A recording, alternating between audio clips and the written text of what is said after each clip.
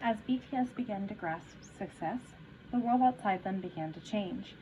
This can also be seen in videos related to their TV, music program appearances uploaded to YouTube under the subcategory Bangtan Bomb. The footage captured from their debut in 2013 up to the Most Beautiful Moment in Life Part 1 generally showed the members playing pranks on one another in the green room, getting ready for their stage performances, and so on. Videos taken after their follow-up album, The Most Beautiful Moment in Life Part 2, often showed BTS getting ready to appear as special MCs on TV music shows alongside the album's release. This gives an idea of what The Most Beautiful Moment in Life Part 1 meant to BTS. A special MC was a particular person chosen from among the various artists active at the time to host the program as a one-off. Being chosen as a special MC basically meant that the person had arrived. The video content also captured the members' reactions to reaching #1 on the chart music program. Jimin explains the inner changes that the members, including himself, went through at that time. I think it was from that point forward we started to properly become aware of these people called fans. We hadn't properly defined the fans before that. We were like, what do we call them? The members would just be saying, let's do our best, let's do a good job. But once we made #1, I kept remembering our first broadcast the day we debuted. That day, about 10 fans came, right? Without those people cheering us on, there would have been no demand for us to exist, and we felt a sense of urgency that we needed to be truly thankful to these people called fans. Success made BTS conscious of everything they had gone through to get this far, as well as what they wanted their goal to be from that point on. J-Hope recalls the atmosphere among the members following The Most Beautiful Moment in Life Part 1. I think the members all had ambition. We made one dream come true, but we weren't satisfied. We wanted to present an even more impressive image of ourselves. All of us were thinking, I want to go higher. Maybe that is why our group has gotten this far already. I think even if one of us had thought differently, it would have been difficult to do. Success had allowed the members to expand their goals, and it was just by great coincidence that they've been working on Dope as a follow-up to I Need You. I Need You and Dope were, so to speak, two milestones that encapsulate BTS at the time. I Need You almost seemed to portray the hardships and despair BTS had experienced prior to Dark and Wild, where Dope captured how, despite everything, they'd somehow made it this far. The song's title, Dope, or Jitiro in Korean, typically meant on a roll, awesome, similar to the word swag, but in the lyrics, BTS used the other meaning of Jitiro to stink with sweat. While other idol groups who had a sudden boom in popularity would boast, we're dope, BTS came forward declaring, we practice until we stink with sweat. With I Need You, BTS was rapidly on the rise. With their follow-up, Dope became a song that captured the underdog spirit of pushing their way to the top. The opening of I Need You had a lyrical atmosphere, which a deep sorrow gradually builds up. Dope, however, comes straight in with its highlight and storms through right until the end. And while I Need You maximizes its melancholy emotion through the chorus and a long, complex melody, Dope maximizes its exhilarating atmosphere through the two characters of Jitiro and the beat. Hello there. It's your first time with Bangtan, right? RM's lyrics at the very beginning of Dope became a declaration full of meaning.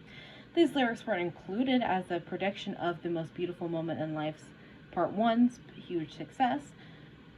Instead, Dope was a song that explained the group's identity to those who have discovered BTS for the first time through The Most Beautiful Moment in Life Part 1.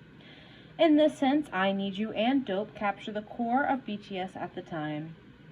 Fighting as an underdog, enduring everything imaginable, but never losing the will to go on. The group's spirit was revealed through I Need You and then, with Dope, grew out of control. This was not limited to the realm of chart figures. Everyone in the idol industry felt it. Korean idol groups hold many fan meetings in front of the broadcasting station after a music TV program has finished filming.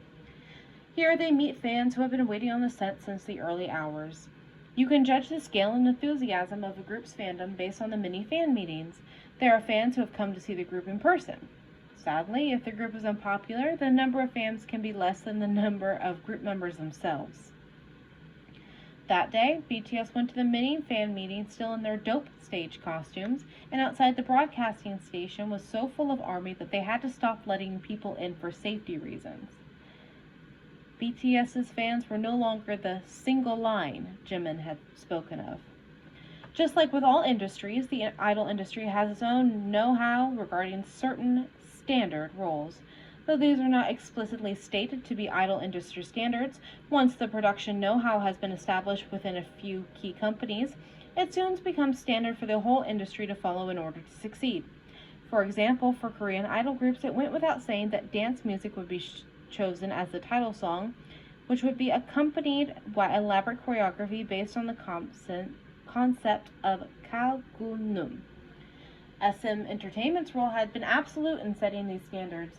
Though their unique dance routines, SM Entertainment's idol groups were redefining music, and the music industry's consumers did not remain simply as listeners, but became fiercely devoted fans. In addition to this, with Big Bang and 21, YG Entertainment have fused the international hip-hop and pop trends of the time with the structure of K-pop melodies. They had also utilized street and high fashion, something rarely attempted by idols before then, and through this their influence went beyond the fandom to the masses and the fashion industry themselves.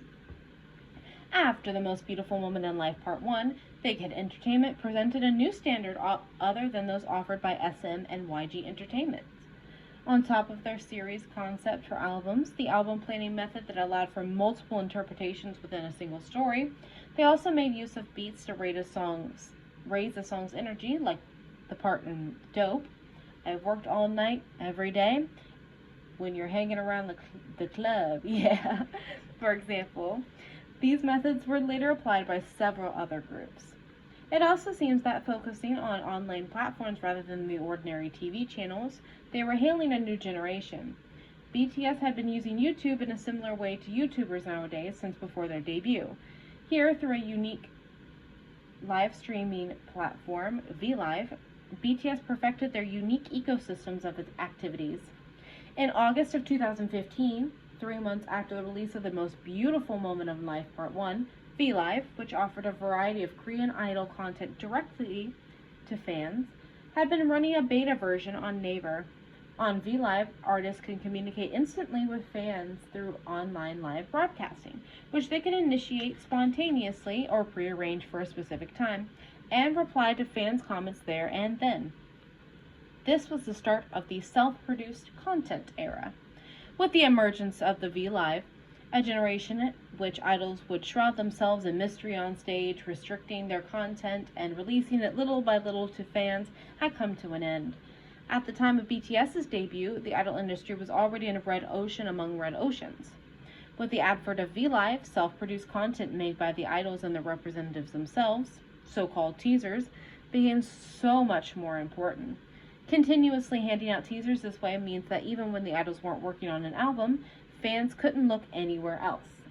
For BTS, who have been making a variety of content available through their blog and YouTube channel since before their debut, the era of self-produced content was like ancient future. Their experience communicating recent news with fans through vlogs on YouTube made a natural transition to VLive's streaming function, and the variety of self-produced content acted as a continuous teasers to the fans who followed BTS on their VLive channel. Run BTS, the variety show started by BTS and Big Hit Entertainment on VLive, was the final piece of their new ecosystem of activities. For idol groups, not only did the special appearances on variety programs allow fans to enjoy domains beyond music, but it was also important for highlighting each member's unique personality. Both before and after the year 2000, the first generation of boy groups formed in Korea formed the basis of their popularity through variety show specials. However, until Run BTS, the production of idol variety shows remained exclusively within the domain of broadcasting companies. Idol groups affiliated with the large management companies would also regularly make their names known through variety show specials as soon as they debuted. But broadcasting companies also had to consider their ratings, and it was standard to cast popular idols. Through Run BTS, Big Hit Entertainment carried idol variety programs over into the realm of self-produced content. Making their own variety program was a huge gamble for a smaller sized company. In the end, however, it wouldn't be an exaggeration that Run BTS was more successful than not only Rookie King Channel Bangtan and American Hustle Life, but all idol variety shows of all time. Unlike broadcasting companies' variety show idol specials, Run BTS would continue running without there need to be an end. Since it was created by BTS's management company, the producers also had a good grasp on the members' physical conditions. Now, after watching chart music TV programs which BTS featured, ARMY could then watch live streams on VLive where the members discussed their reflections, and could also check out related behind-the-scenes footage and photographs on YouTube and Twitter. And in between all of this, they could watch variety programs like Run BTS. If you were someone who had become ARMY through The Most Beautiful Moment in Life Part 1, you could easily stay up all night watching the teasers that accumulated over the past 2 years. However, the era of self-produced content did not stop at transforming how idols work. As idols shared what went on behind the scenes and beyond the stage, as well as talking directly with fans, the definition of an idol itself began to change. While in the past it had taken for granted that an idol would only show their fans their good side, in the self-produced content era, idols began to reveal aspects of their situation as well as what was really on their minds. They spoke about being upset at the general public and the press, and occasionally aired criticism. Now in the 2020s, idols speak much more openly about the difficulties and problems they're experiencing, and occasionally if they're going through a difficult time physically or psychologically, they give up the idol career entirely. And so Korea's idols began to take on their own identities, different from the idols of Japan and America. These activities made BTS all the busier. Even while preparing for The Most Beautiful Moment in Life Part 2 album, they still had to remain active on VLive and social media. How did the members respond to this increase in work? V explains it clearly. I just followed the group's decisions. I didn't see as my own personal decisions as important at all. If I'm against something but everyone else isn't, I'll think the members are right. If the members go, I want to do this, or we have to do this, then I of course go along with it. Asked how that was possible, V responds, because we're BTS, I think. He goes on, I bet my life on this group. I can't just decide something based on my own individual opinion. That's why I do it. All of us have the attitude, let's do it for all those difficult activities. And my attitude is to go along with it. J-Hope reflects on how he felt back then. I think it was a feeling like surely we can't lose now. In thinking we can do even better, we did more. Once we did something, we did even more, and we didn't do less. In among all this, from May 20th, 2015, the BTS YouTube channel began its own mukbang with Jin, Eat Jin. This move reveals to us not only BTS's determination to give anything a try, but the impact of the changing generation. Jin, who had been sharing his cooking via the BTS official blog since before the group's debut, after The Most Beautiful Moment in Life Part 2, began filming himself eating too. At the time, there wasn't really any way to communicate with the fans, and as I liked eating, I thought I should upload that at least, and began filming. I wanted ARMY to be able to see my face, and that's how it started. When Jin began filming this content, he worried about inconveniencing the other members, and so he shot the show in the smallest place he could as quietly as possible.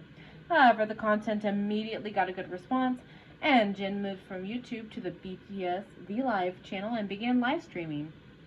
Jin recalls, when I was doing VLive, the scale grew bigger. In the beginning, I was by myself, and all I needed to do was put my phone down in front of me, eat, and film. But for the VLive, we do it together with people from the company. I hated being a burden to others, and so personally, I was concerned, but the crew said it was no big deal at all and not to worry. It was a live stream too, and I think at first I wasn't very good. At the time, there was also the preconception that I need to have full makeup on because it counted as a broadcast. However, in contrast to Jin's fears, Eat Jin became BTS's leading in self-produced content. Even now, Jin maintains the image of a skilled cook, and this has become one of his signatures. Right from when he was an unknown trainee to the superstar he is today, he presented a consistent personality by sharing photos of himself cooking and eating. As it is for BTS, the self-generated content era has made the emotional relationship between idols and their fandom closer and more endearing. BTS's relationship with ARMY, formed thanks to the internet, became their unprecedented path to salvation. This relationship they had built with ARMY had become their biggest support through the events of the series that followed The Most Beautiful Moment in Life Part 1. In interviews, Suga would always talk in a small, calm voice. Even when discussing unimaginably tough times, he spoke about them like they were nothing. There was one occasion, however, when Suga briefly raised his voice. It was a video uploaded to BTS's official YouTube channel on March 19, 2025. The focus was on Suga, who had had his birthday, and the video captures the members preparing gifts to pass on to their fans, preparing Polaroids of himself and handwritten letters for fans who had been selected by draw. Suga debates what to write to each of those chosen, and the members wrap the presents with such love and care. When asked why he put in so much care, Suga replied adamantly in a loud voice, "I believe they're the reason for my existence, these people." He continues, "Speaking like that, people may say, 'Now, come on, now.' But that's how I feel. If you remove the fans from my life as an idol, I'm a really pathetic person. Just nothing. I feel so guilty towards the fans. Responsibility. I think I have to take responsibility. That's one of the driving forces that moves me. If it wasn't for that, I don't think I could have done this work. I need to take responsibility, perform, and satisfy those people." That was a big part. Suga's reason for saying as such is as follows. "Back then, the world I saw like, in one word, hell. It wasn't hoping for much. We were in a group in our early 20s, and they were even teenagers among us. What did they like so much to do that for us? Why did they hate us?" RM admitted later in ARMY Corner Store that 2015 to 2017 was a difficult period for BTS. Though running the real path to success, they were also ongoing targets of large-scale cyberbullying. The reason for this we will never know for sure, but there's also no need to know. Perhaps the hateful comments that first started to appear on articles announcing their debut had been a prediction of what was to come. BTS were subjected to abusive language from an unknown company, and criticized at public events for being idols pursuing hip-hop. The first large-scale bullying cyber attack on BTS was because they had sold too many records. When the songs from The Most Beautiful Moment in Life Part 1 landed higher on the digital musical charts than those from Dark and Wild had, it was personally reasonable to predict that the physical album sales for The Most Beautiful Moment in Life Part 1 would also increase dramatically. The fact that groups like BTS, who were centered around their fandom, were making a name for themselves in digital musical rankings. The general public overwhelmingly listened to digital music, while far fewer people bought physical records, meant that their fan base had also increased rapidly in size. However, the response to the results was neither surprise nor cheers, but fake news produced under the justification of suspicion. The Most Beautiful Moment in Life Part 1 had sold so much more than Dark and Wild, and people claimed this was because fans hoarding multiple copies. The fact that the record sales had suddenly increased by several thousand copies were presented as grounds for suspicion. In Korea, the volume of records purchased directly by consumers is announced via the Hanteo chart. The Hanteo chart reflects total real-time sales. The Hanteo are notified by record stores of advance order and sales figures from autograph sessions to commemorate album releases, which generally take place on weekends, and these figures are lumped together, which means that sales numbers on Hanteo's chart suddenly go up and fans say that sales exploded. At the time, this was not very well known as it is now. However, you only need to send a query to Hanteo chart to find out. One ARMY did in fact send a query to Hanteo chart, and the reply stated that there had been indeed no hoarding. An employee of Big Hit Entertainment was also in tears on the phone protesting that it wasn't true to ARMY who called up to query. Though, compared to Dark and Wild's first week record sales of around 16,700, The Most Beautiful Moment in Life Part 1 sold almost triple as much, around 55,500 copies, giving a difference of only about 38,000.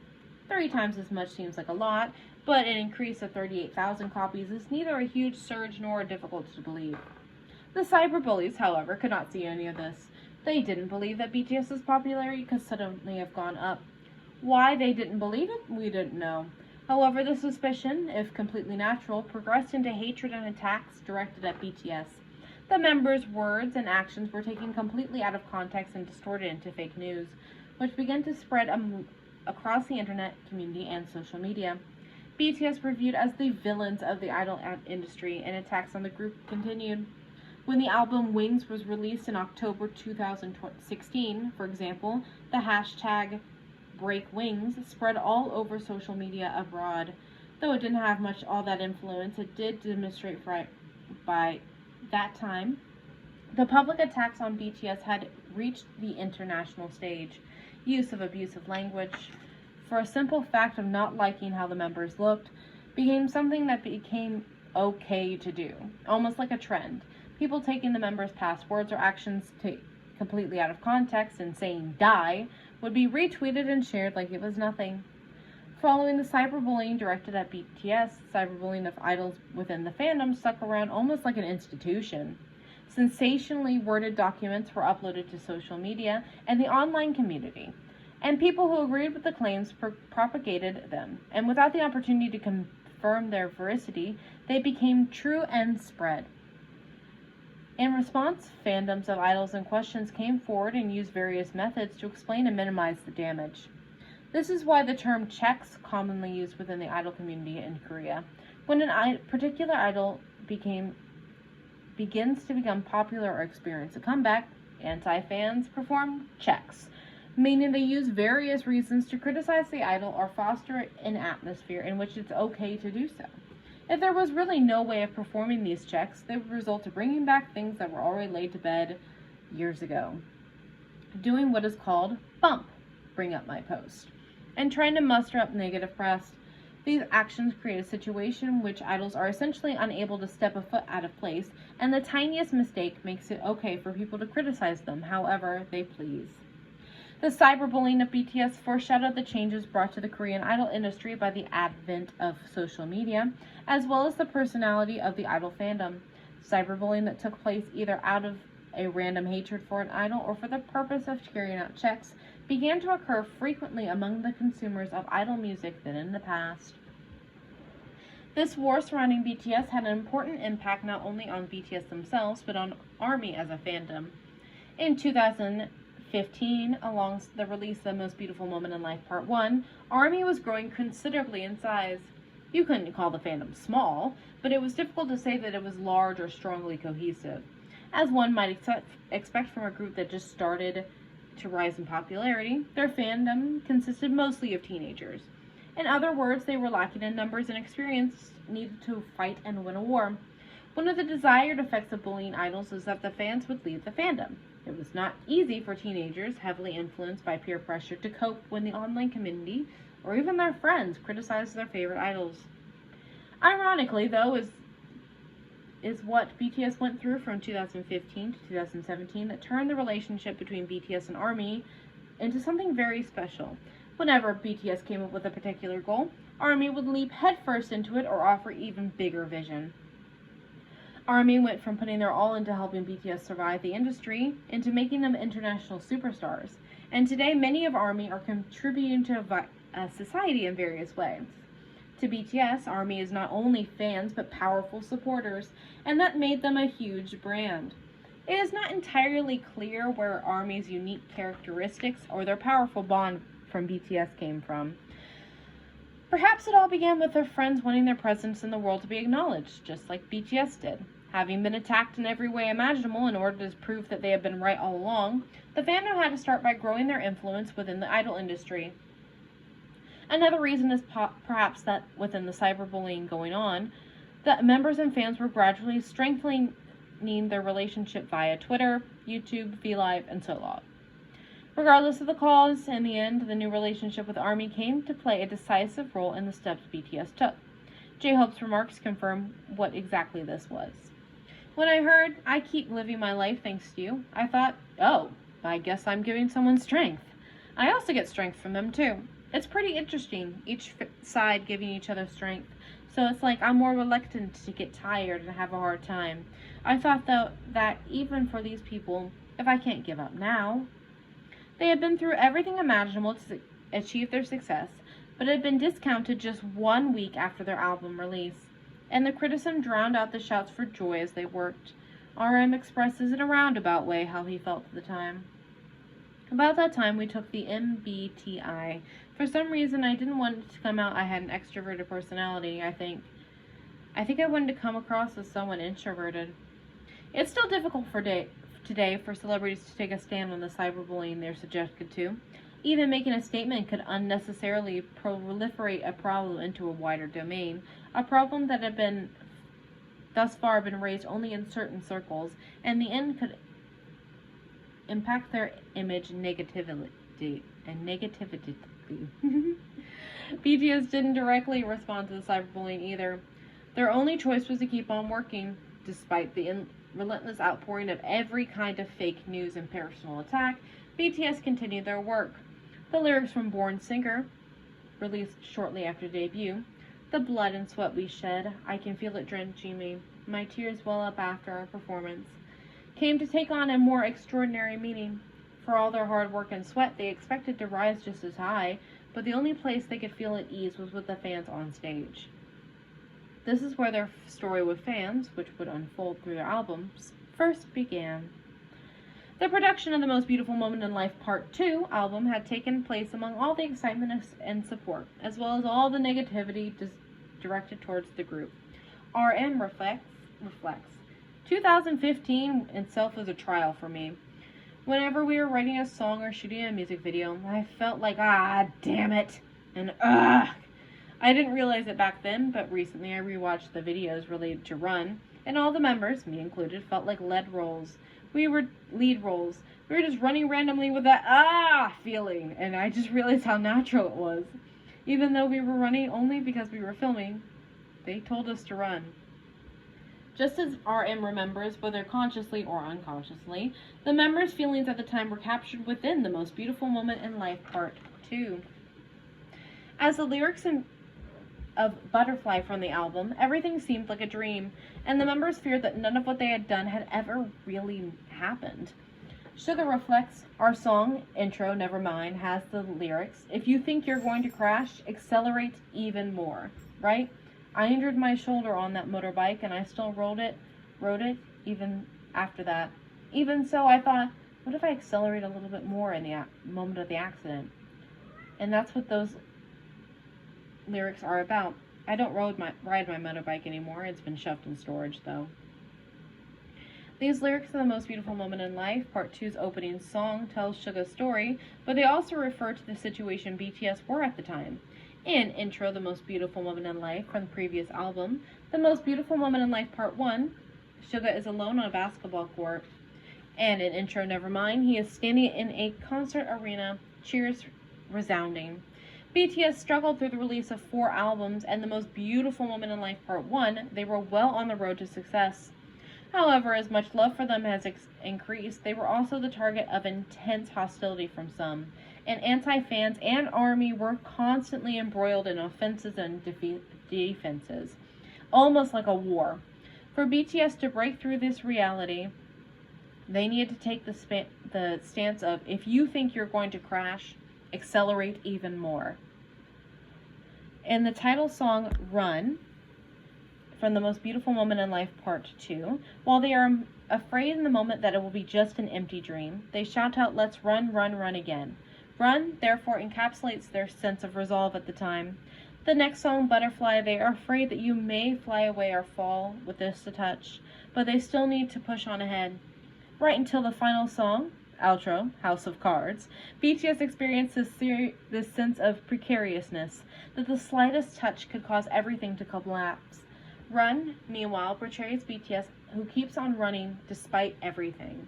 The Most Beautiful Moment in Life Part 2, and particularly its title song Run, were thus born out of an even more trying process than the previous albums Dark and Wild and The Most Beautiful Moment in Life Part 1. It was decided early on which track would be useful for Run. The track was so good that Bang Shi-hook and the other producers at Big Hit Entertainment went, "That's the one!" All they needed to do was put a rap and a melody over the track. That was also the problem. The Most Beautiful Moment in Life Part 2 was supposed to come out in September. However, the album was in fact released on the last day of fall, on November 30th, 2015.